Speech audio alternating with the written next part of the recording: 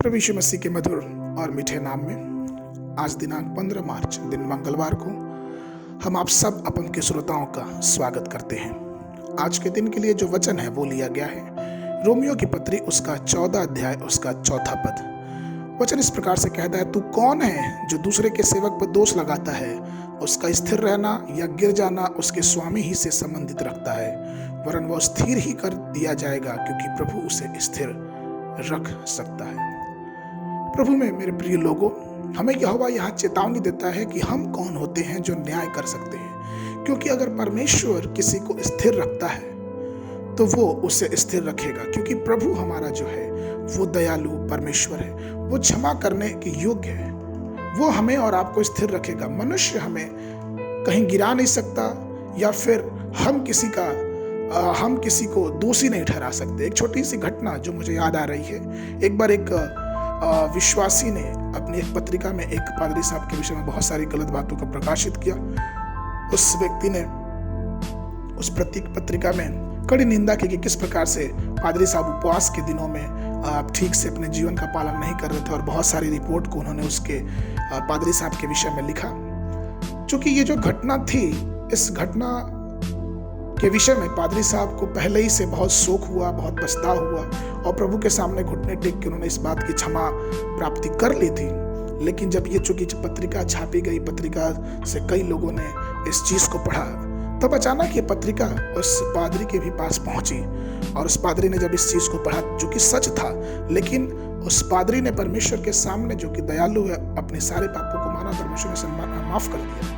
तो इस बात को सही करने के लिए वो पासवान, वो प्रभु का दास, उस पत्रिका के जो एडिटर थे, जिन्होंने वो आर्टिकल लिखा था, जो उस लेख को लिखा था, वहां से मिलने की कोशिश की। वो उसके पास गए कि मैं उनको बताऊं कि देखिए ऐसा ऐसा हुआ था, लेकिन प्रभु ने मुझे माफ कर दिया, इसलिए आप ऐसी बातें ना लिखे। लेकिन जब वो वहां पहुंचे तो उन्हें यह पता चला कि जो मनुष्य इस पूरे आर्टिकल को लिखा था, पूरे लेख को लिखा था, वो मानसिक रूप से बीमार है, वो अपने विवेक को खो चुका है, उसकी हालत बहुत ही दयनीय है।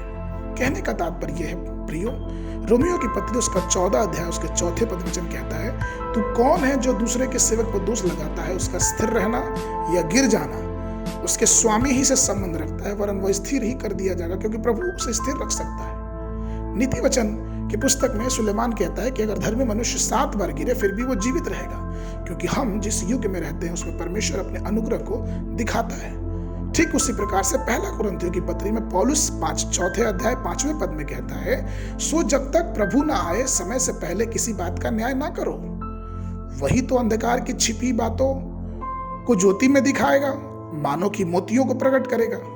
तब परमेश्वर की ओर से हर एक की प्रशंसा होगी, अर्थात हम अपने सारे कार्यों को प्रभु पे छोड़ दें, क्योंकि वो हमें स्थिर खड़ा करेगा, वो हमें संभालेगा, वो हमें बचाएगा। हम किसी का दोषारोपण ना करें, हम अपने जीवन को, अपने मार्गों को प्रभु में अनुशासित करके प्रभु के वचनों के अनुसार आगे बढ़ते जाएं। इसलिए प्रभु में प्रिय लोगों, हम जब इस दुनिया में रहते हैं तो दुनिया की बातों से ना डरे, दुनिया के श्रापों से ना डरे, दुनिया के लोगों की इधर उधर की बातों से ना डरे। लेकिन अगर हम निर्बल हैं, अगर हम कमजोर हैं और पाप में गिर जा रहे हैं, तो प्रभु के सामने अपनी बातों को माने, क्योंकि वो हमें स्थिर खड़ा करेगा।